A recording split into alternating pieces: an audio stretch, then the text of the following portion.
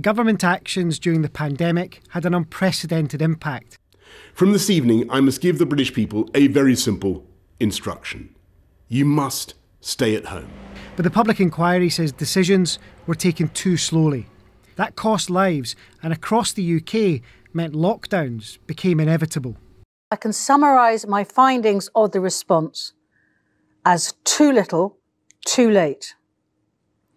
All four governments failed to appreciate the scale of the threat or the urgency of response it demanded in the early part of 2020.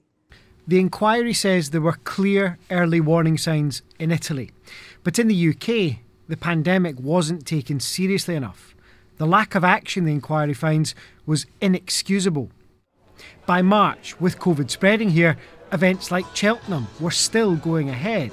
The inquiry says decision-making was still too slow. Now is the time for everyone to stop non-essential contact with others. Had this announcement come sooner, the report says the first lockdown could have been shorter or avoided altogether. But a lack of speedy action meant a shutdown became inevitable.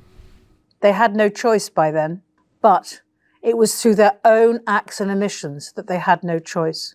But the first lockdown, she concludes, still came too late. She says it should have come a week earlier. The inquiry concludes that according to modelling, that would have meant around 23,000 fewer deaths in England alone in the first wave. The government's catastrophic mishandling of the pandemic led to thousands of avoidable deaths. We now know that many of our family members would still be alive today if it wasn't for the leadership of Boris Johnson and his colleagues. There's criticism of the way lockdown was lifted in England in the summer. Ministers were warned their plan was high risk and infections could spread quickly. There we go. The inquiry says that Rishi Sunak's Eat Out to Help Out scheme was devised without scientific advice and undermined public health messaging. By autumn, cases were on the rise, and again the inquiry finds a lack of swift action in Downing Street. Approaches across the UK varied, but Boris Johnson, the report says, repeatedly changed his mind and failed to make timely decisions. The whole point, Mr. Speaker, is to seize this moment now to avoid the misery of another national lockdown. The inquiry says he should have introduced a short circuit breaker in England like elsewhere. Not doing so meant a lengthier lockdown later and a bigger economic impact. In the run-up to Christmas, a similar pattern. A new strain of the virus was spreading. Governments across the UK failed to take decisive action. Mistakes were repeated before another lockdown just days before Christmas.